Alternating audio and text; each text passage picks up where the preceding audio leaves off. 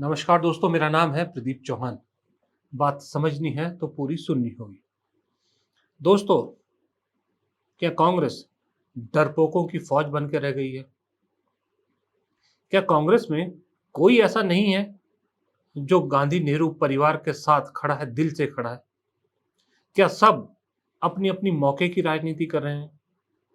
क्या सब मोदी को खुश करने में लगे हैं या फिर मोदी से डरते हैं? क्या सब राहुल गांधी या गांधी परिवार का नाम का इस्तेमाल करके उनके कंधे पे चढ़ के सीढ़ियां चढ़ना चाहते हैं? मैं ये सारे सवाल इसलिए पूछ रहा हूं कि कांग्रेस में भले ही बहुत कुछ बदलाव की कवायद शुरू हो गई हो, भले ही राहुल गांधी बहुत कुछ कह रहे हैं, भले ही राहुल गांधी पार्टी की भी सच्चाई रख रहे हैं, लेकिन उसका असर होता दिख नहीं रहा। आज भी वही स्थिति सामने आती है जो स्थिति 2 साल पहले थी, 5 साल पहले थी। आज भी अहम मुद्दों पर राहुल गांधी अकेले खड़े नजर आते हैं, मुझे तो खास करके। आज भी पर्सनल अटैक की बात आती है तो गांधी नेहरू परिवार अकेला खड़ा नजर आता है। आप मुझे बताइए, जब से राहुल गांधी ने एस जयशंकर के बयान पे सवाल उठाने शुरू किए हैं, जयराम रमेश, पवन खेड़ा, सुप्रिया सुनेत, इन 3-4 प्रवक्ताओं को छोड़ दीजिए, आलोक शर्मा जो भी प्रवक्ता है, इनके अलावा कांग्रेस के किस बड़े नेता ने इनका बात का समर्थन किया है या इनके ट्वीट्स को, इनके मीडिया जो जितने भी प्लेटफॉर्म पे मैसेज है उनको शेयर किया है? किसने इनकी बात को दोहराया है? राहुल गांधी की बात को किसने दोहराया है? कोई याद है आपको? क्या ये पार्टी सिर्फ प्रवक्ताओं की है? क्या राहुल गांधी के अलावा एक मल्लिकार्जुन खड़गे छोड़ दो तो बाकी क्या सिर्फ प्रवक्ता ही हैं इस पार्टी में? जब आप सीडब्ल्यूसी की बैठक करते हो तब तो लंबी चौड़ी फौज दिखती है, तब तो दुनिया भर के नेता दिखते हैं, तब तो वो नेता भी उसमें बैठे दिखते हैं जिन्हें आइडियली घर पे बैठ जाना चाहिए, अब रिटायर होके आराम करना चाहिए, वो भी सीडब्ल्यूसी की बैठक में दिखते हैं। लेकिन जब बात आती है राहुल गांधी की चीजों को दोहराने की तो कोई नहीं करता। दूसरी तरफ मोदी जी एक लाइन बोलते हैं, तुरंत बीजेपी का पूरा जो निजाम है, पूरा जितना सिस्टम है, पूरा जो संगठन है, उसको रीट्वीट करने में या उस मैसेज को बार बार शेयर करने में जुट जाता है। मोदी जी ने कहा, मेरे रगों में खून नहीं गर्म सिंदूर दौड़ता है। हालांकि ये फिल्मी डायलॉग है, हंसी आती है इस डायलॉग पे, लेकिन बीजेपी के हर नेता ने, छोटे से लेकर बड़े नेता ने उसको तुरंत वायरल किया और 1 घंटे के अंदर अंदर देश के कोने कोने तक पहुंचा। राहुल गांधी ने एस जयशंकर के बयान को लेकर जो सवाल पूछा है वो कितने लोगों तक पहुंचा, जरा बताइए मुझे। बल्कि उसके बाद जिस तरह से सोनिया गांधी, प्रियंका गांधी और राहुल गांधी, इनको निशाना बनाया जा रहा है, इनके खिलाफ अभद्र टिप्पणियां की जा रही है, गंदे गंदे पोस्टर्स बना के इनके जो है डाले जा रहे हैं सोशल मीडिया पर, गंदी गंदे चीजें लिख के डाली जा रही है, वो ज्यादा वायरल है, वो ज्यादा लोगों तक पहुंच रही है। बाकी नेता तो छोड़िए, लीगल सेल जो है पार्टियों के, किसान का लीगल सेल, कांग्रेस का लीगल सेल, यूथ कांग्रेस का लीगल सेल, एनएसयूआई का लीगल सेल, महिला कांग्रेस का लीगल सेल, वो तक सामने नहीं आ रहे। उन्होंने भी कोई कार्रवाई नहीं की, बस एक अमित मालवीय और अर्णब गोस्वामी को छोड़कर, क्योंकि वो पार्टी पे था। आप बिलीव नहीं करोगे, आप में से कुछ लोगों ने देखा भी होगा जो सोनिया गांधी के पोस्टर्स सोशल मीडिया पे पिछले 2-3 दिन से तैर रहे हैं।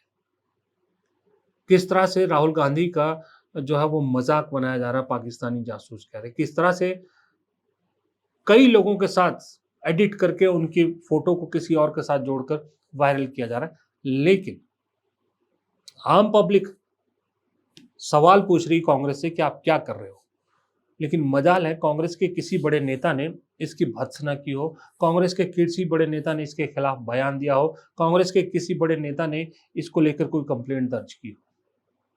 हाँ, इतना जरूर है कि जब उन्हें लगता है कि उनकी राजनीति थोड़ी सी डामाडोल हो रही है तो राहुल गांधी के फैसलों को लेकर ये सवाल जरूर उठा लेते हैं और सुर्खियों में आ जाते हैं।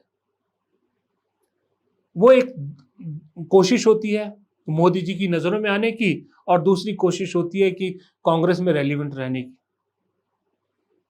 शशि थरूर, चिदम्बरम और सलमान खुर्शीद ताजा उदाहरण है इसके।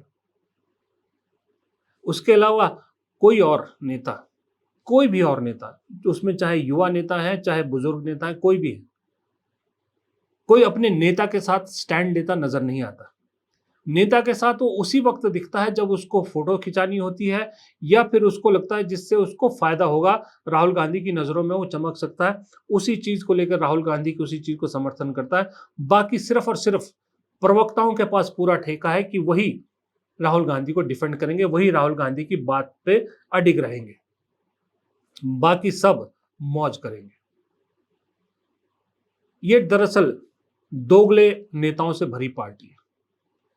दोगले जो सेफ खेलना चाहते हैं, पार्टी में बने रहना चाहते हैं, पार्टी में पद चाहते हैं, पार्टी में ऐशो आराम चाहते हैं, लेकिन अपने कंफर्ट से बाहर नहीं आएंगे।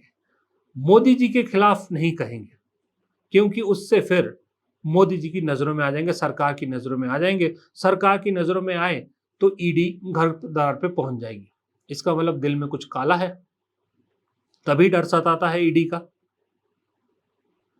अरे आप अपनी तरफ से ना कुछ बोलो, कम से कम जो आपका नेता कह रहा है उस बात को तो दोहराओ।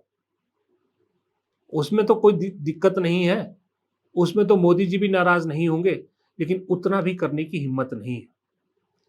मैं देख रहा हूं प्रेस कॉन्फ्रेंस होती है कांग्रेस की राहुल गांधी के सवालों को लेकर, कल की आज पता नहीं कब, ऐसे से लोग प्रेस कॉन्फ्रेंस कर रहे हैं जिनकी बात को फ्रैंकली बताऊं, गोदी मीडिया तो छोड़िए, हम भी ज्यादा वजन नहीं देते।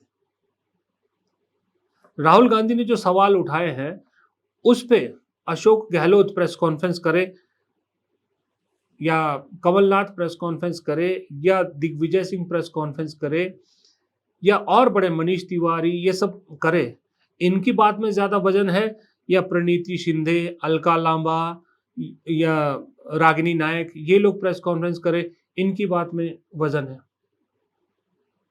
जाहिर सी बात है, मुझे प्रणीति शिंदे, अलका लांबा, इनकी बात में कोई इंटरेस्ट नहीं है, क्योंकि ये रटी रटाई बातें कहेंगी। अगर कोई अशोक गहलोत जैसा, कमलनाथ जैसा सीनियर नेता, मनीष तिवारी जैसा सीनियर नेता, रणदीप सुरजेवाला जैसा सीनियर नेता या कोई और भूपिंदर हुड्डा जैसा सीनियर नेता ये बात कहे तो समझ में भी आती है, दम आता है, मीडिया को भी इंटरेस्ट आता है कि नहीं बात सही करे। लेकिन इन सबको ईडी का डर सताता है, इन सबको इनकम टैक्स का डर सताता है। ये सब दरअसल मोदी जी से डरते हैं, इसलिए डरपोकों की फौज खड़ी है कांग्रेस में पूरी, और इन डरपोकों की फौज लेकर राहुल गांधी मोदी का किला ध्वस्त करना चाहते हैं।